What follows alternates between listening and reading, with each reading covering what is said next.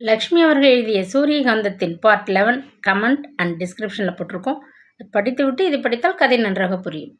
நாளுக்கு நாள் அபிவிருத்தியை அடைந்து கொண்டு வளர்ச்சியுற்று கொண்டு போன அருணோதய ஆசிரமம் இப்பொழுது பார்வைக்கு முற்றிலும் மாறுபட்டு இருந்தது. எந்த நிமிஷமும் இடிந்துவிட தயாராக இருந்த பழைய ஆஃபீஸ் கட்டிடம் இருந்த இடத்திலே இப்பொழுது வானாளாவும் 2 அடுக்கு மாடி கட்டிடம் ஒன்று காணப்பட்டது. தலைமை உபாத்தியாயினி என்ற பித்தளை தகடு பதித்த அரைக்கதவிற்கு முன்னால் நின்று கொண்டிருந்த டவாலி சேவகன் கூட இப்பொழுது மாறி போயிருந்தான். பழைய சேவகனைப் போல் முக்காலி மீது அமர்ந்து அடிக்கு ஒரு தடவை அரை தூக்கத்தில் ஆடி விழுந்து கொண்டிருக்காமல் பெரிய கோட்டையின் வாயிற்கதவை யுத்த காலத்தில் கருத்துடன் காவல் காத்து கொண்டிருக்கும் ராஜ விசுவாசமிக்க காவலாளி போல் சுற்றிலும் கவனமாக பார்த்து கொண்டு வராந்தாவில் முன்னும் பின்னும் உலாவிக் கொண்டிருந்தான். அது சமயம் முன்புற தோட்டத்து நடைபாதையில் சப்தமிடாது வேகமாக ஒரு கார் வந்து நின்றது. கதவை திறந்து கொண்டு டிரைவர் ஆசனத்திலிருந்து இறங்கிய மனிதனை கண்டதும் டவாலி சேவகன் உலாவுவதை நிறுத்திவிட்டு இராணுவ மோஸ்தரில் ஒரு சலாம் வைத்தான். மடிப்பு களையாத ஆங்கில உடைகளில் வந்திருந்த அந்த மனிதன் சட்டை பையில் இருந்த கைக்குட்டியை எடுத்து முகத்தை துடைத்து கொண்டான். உள்ளே போகலாமா என மெல்லிய குரலில் வினவினான். அம்மா ஓய்வாகத்தான் இருக்காங்க, போகலாம் என்று பதிலளித்த சேவகன் தனக்குள்ளே அர்த்த பாவத்துடன் லேசாக புன்முறுவளித்து கொண்டு வந்த மனிதன் உள்ளே போக கதவை திறந்து வழிவிட்டார். டக் டக் என ஒலித்த பாதரட்சை ஓசைகளை கேட்டதும் கையில் இருந்த காகித கத்தைகளை மேஜை மீது வைத்துவிட்டு தமயந்தி நிமிர்ந்தாள். பட்டுப்பூச்சிகளின் சிறகை போல் அவளது கண் இமைகள் மகிழ்ச்சியினால் மெல்ல துடித்தன. ரோஜாவை ஒத்த அவளது மெல்லிய அதரங்களின் மீது ஒரு சிறு புன்னகை உதயமாயிற்று. ராஜ், நீங்கள் வருவதற்குள்ளே நான் கிளம்ப தயாராகி விட வேண்டும் என்று அவசர வேலையை கவனித்தும் கொஞ்சம் பாக்கி இருக்கிறது. இதோ வந்து விட்டேன், உட்காருங்கள் என்று அவனை வரவேற்றாள். சில நாட்களாக ஏற்பாடு செய்து கொண்டிருந்த அந்த பங்களாவை இன்று விலைக்கு பேசி முடித்து தீர்த்து விட்டேன். தொழிற்சாலைக்கு அருகில் உள்ள அந்த பங்களாவின் மீது எனக்கு கொஞ்சம் காலமாக ஒரு கண் இருந்தது என்பது உனக்கு தெரியுமே. கைகாஸ் பவனம் என்ற அந்த பழைய பெயரை உடனடியாக மாற்றி வைத்து விட்டேன். காந்தி பவனம் என்று நமது பங்களாவுக்கு இனி பெயர், தெரியுமா? பங்களாவை சுற்றி பார்த்த அத்தைக்கு சந்தோஷமும் பெருமையும் தாழவில்லை. இன்னைக்கு வெள்ளிக்கிழமை, வார விடுமுறைக்காக தமயந்தி இங்கே நம்முடன் தங்க கிளம்பி கொண்டிருப்பாள். சீக்கிரம் போய் அழைத்து வா. அவளும் இதை பார்த்து அபிப்பிராயம் சொல்லட்டும் என்று ஒரேடியாக உத்தரவு போட்டு என்னை அனுப்பியிருக்கிறார்கள். நீ என்னவென்றால் புறப்பட இன்னும் தயாராகவில்லை. நான் வரும் ஒவ்வொரு தடவையும் நீ இப்படித்தான் வேலை வேலை என்று கொஞ்சம் தாமதம் செய்ய தவறுவதில்லை என்று ஒரே மூச்சில் பேசிவிட்டு எதிரே கிடந்த ஆசனத்தில் அமர்ந்து கொண்டான். நீங்கள் சொந்தமாக பங்களா வாங்கிவிட்டதை பற்றி ரொம்ப சந்தோஷம் ராஜ். உங்களுடைய முன்னேற்றம் எனக்கு மிக்க மகிழ்ச்சி அளிக்கும் விஷயம் என்பதை சொல்லவா வேண்டும்? ஒரு நிமிஷம் பொறுங்கள், வந்துவிட்டேன் என்று மகிழ்ச்சியுடன் பதிலளித்த தமயந்தி மேஜையின் மீது கிடந்த காகித கத்தைகளை எடுத்து உள்ளறையில் வைத்து போட்டு ஆரம்பித்தாள். தியாகராஜன் கைக்கொட்டையால் மீண்டும் முகத்தை நாசுக்காக துடைத்து கொண்டான். அதிலிருந்து எழுந்த நறுமணம் அறை முழுவதும் வினாடி பொழுதில் வியாபித்து கொண்டதை உணர்ந்த தமயந்தி நெற்றியை சுருக்கி கொண்டு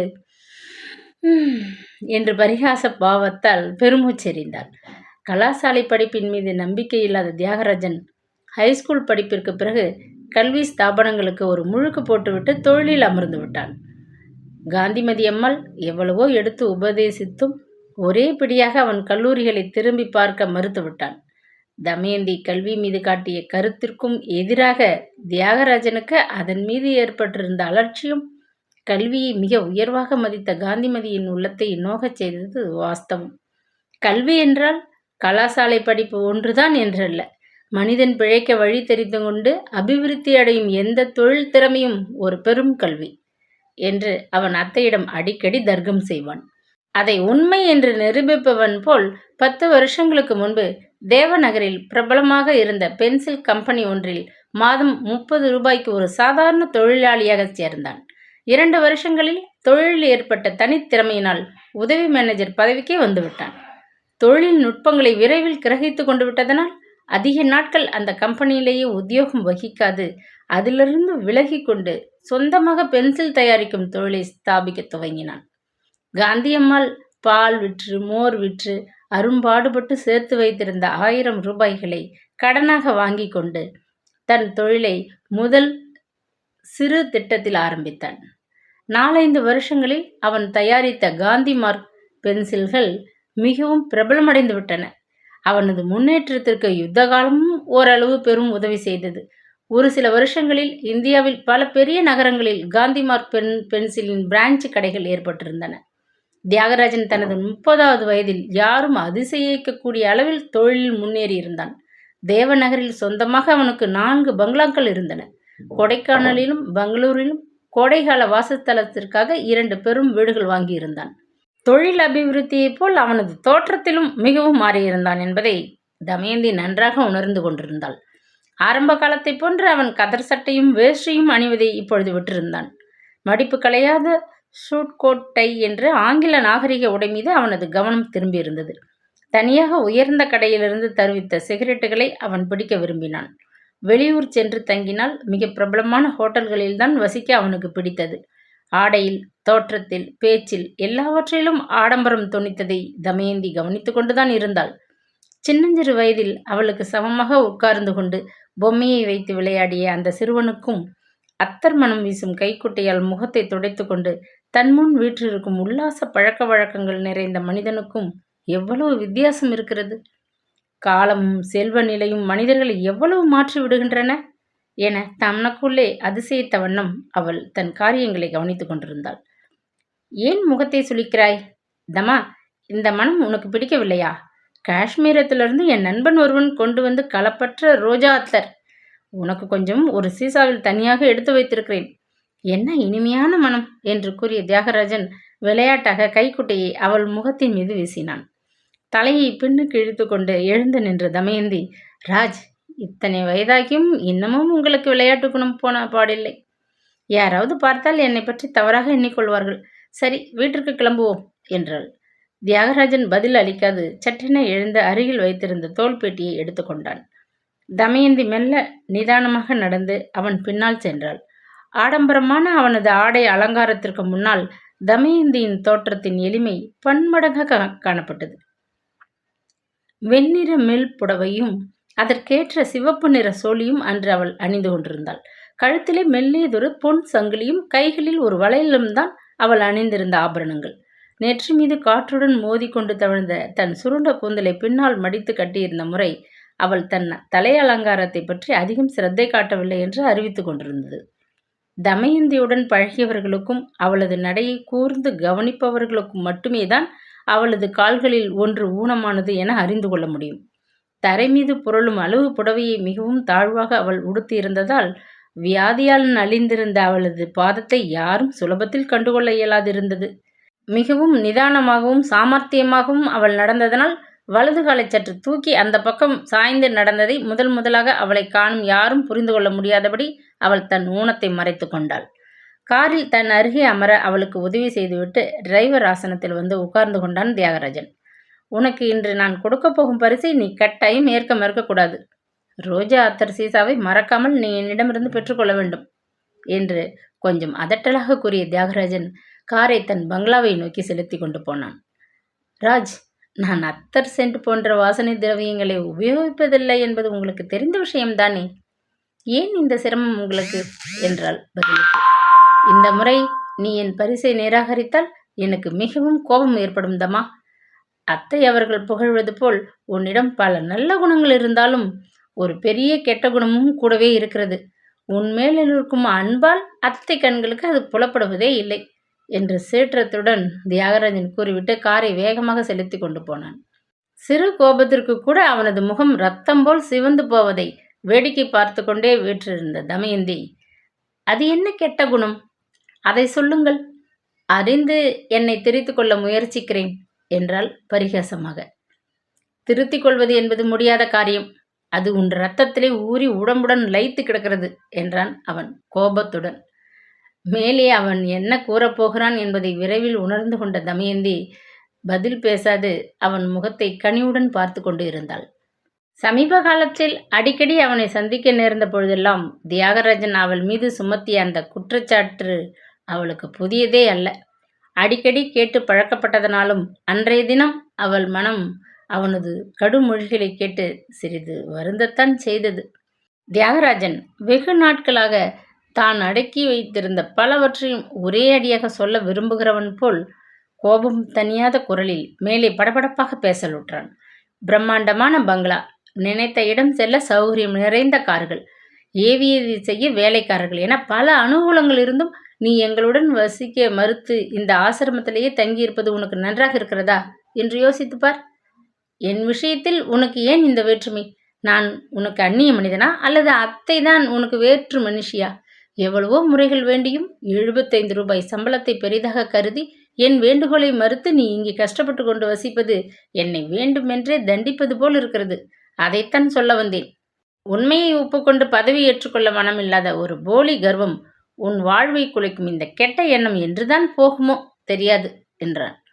என் உடலில் ஊறி கிடக்கிறது என்று சொல்லிவிட்டீர்களே, அது எங்கே இனி போகப் போகிறது ராஜ்? மீண்டும் மீண்டும் கூறியதையே இன்னும் திருப்பி சொல்கிறேன். உங்கள் கோபம் மிகவும் அர்த்தமற்றது என்று புரிந்து கொள்ளுங்கள். நான் இந்த ஆசிரமத்திற்கு சிறிது ஏன் மிகவும் கடமைப்பட்டிருக்கிறேன் என்பது தங்களுக்கு மறந்து விட்டதா? கலாசாலை படிப்பிற்கு வேண்டிய பணம் அத்தையிடம் இல்லாத சமயம் எனக்கு ஆசிரமம் உபகார சம்பளம் கொடுத்து உதவியதல்லவா? அதற்கு பதிலாக நான் பட்டம் பெற்று உபாத்தியாயினி ஆனதும் இந்த ஆசிரமத்திற்கு சில வருஷங்கள் குறைந்த சம்பளத்தில் உழைக்க ஒப்புக்கொண்டிருந்தேன்.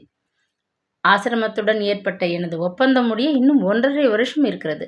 அதுவரை என் கடமையை நான் எப்படி உதற முடியும் என்று நிதானமாக கேட்டாள். இதுதான் இப்படி என்றால் நான் கொடுக்கும் பரிசுகளை எல்லாம் ஏதாவது சாக்கு சொல்லி வேண்டாம் என்று புறக்கணித்து விடுவாய். போன மாதம் டெல்லியிலிருந்து நான் வாங்கி வந்த பட்டு சேலையை வேண்டாம் என்று ஏற்க மறுத்துவிட்டாய். உனக்காக ஆசையுடன் நான் செய்து வந்த முத்து நெக்லஸ் கையால் தொடக்கூட மறுத்துவிட்டாய். ஆடம்பரமான ஆடை, விலை உயர்ந்த நகை இவைகளை அணிந்து கொள்ள பிடிக்காது என்று விவாதிக்கிறாய். போலியான ஒரு கர்வம் என்பதை தவிர இதை நான் வேறு என்னவென்று எடுத்துக்கொள்வது என்று அதட்டி கேட்டான் அவன். சிறு வயதிலிருந்து தியாகராஜன் மீது ஏற்பட்டிருந்த தவிர்க்க முடியாத பாசம் சமீப வருஷங்களில் நீக்க முடியாது பெரும் நேசமாக தமயந்தியின் உள்ளத்தில் மாறிவிட்டிருந்தது. தன் உயிருக்கும் மேலாக அவனை அவள் காதலித்தாள். எனினும் தன் மீது அத்தகைய சமமான ஒரு பாசம் அவனுக்கு ஏற்பட்டிருக்கிறதா என்பதை அறிந்து கொள்ளும் வரை அவன் அளித்த பொருட்களை ஏற்பது முறையாகாது என்பது அவளது கொள்கையாக இருந்தது.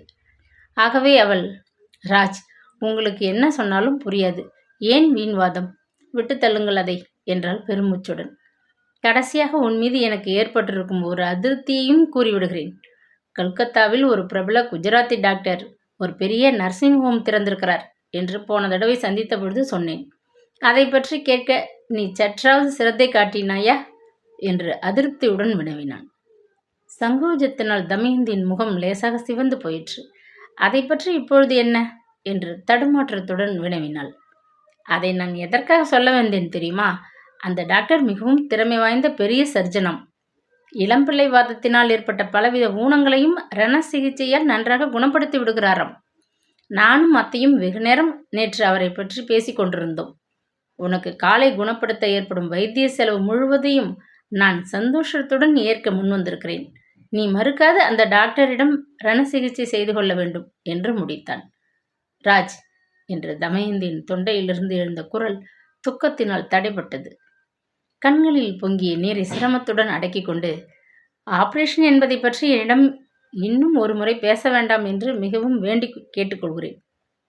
என் காலில் ஏற்பட்டிருக்கும் ஊனம் உங்களுக்கு இரக்கத்தை உண்டாக்கும் அளவு அவ்வளவு பயங்கரமாக தெரிகிறது. என்னுடைய விதி என்னை அப்படி இருக்கும்படி சிறு வயதில் திட்டமிட்டதோ அவ்வாறேதான் என் வாழ்வு முடிவு வரை இருக்க தீர்மானித்திருக்கிறேன் என்றால் சிறிது கோபத்துடன்.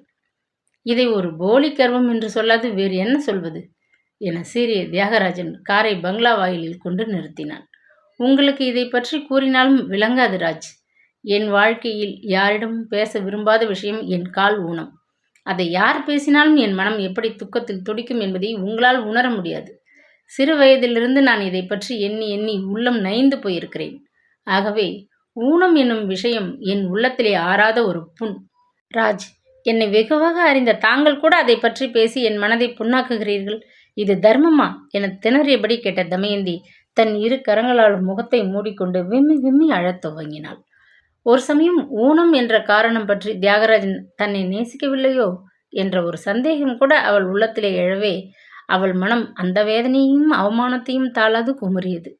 அவளது கண்ணீரை கண்டு பதைத்து போன தியாகராஜன் பரிவுடன் அவள் அருகில் திரும்பி, தமா, நான் உன் நன்மைக்கு கூறியதை தவறாக எடுத்துக்கொண்டு வருந்துகிறாய். மன்னித்துக்கொள். நீ எங்களுடன் வந்து 2 நாட்களாவது இருந்து சந்தோஷப்படுத்துகிறாயே என்று நான் பெருமிதம் அடைகிறேன். நம் புதிய பங்களாவை நீ கண்டு ஆனந்தப்பட வேண்டும் என்று அவசரமாக உன்னை அழைத்து வந்தேன். நீ இப்படி கண்ணீர் விட்டால் என் மனம் எவ்வளவு துன்பமடையும் தெரியுமா? இதோ பார், அத்தை கூட உள்ளிருந்து அவசரமாக வருகிறார்கள். கண்களை துடைத்துக்கொள். அவர்கள் முன் என்னை பெரும் குற்றவாளி போல் விழிக்க வைத்து விடாதே என்றான் கனிவுடன். தமயந்தி கண்ணே, வாடியம்மா. ஏண்டாப்பா, உடம்பு ரொம்ப இழைச்சி போச்சு என்று பரிவுடன் விசாரித்த காந்திமதி அம்மாள் வேகமாக வந்து காரிலிருந்து இறங்கிய தமயந்தியை அணைத்து கொண்டாள். கதையின் தொடர்ச்சி நாளை தொடரும். Please subscribe.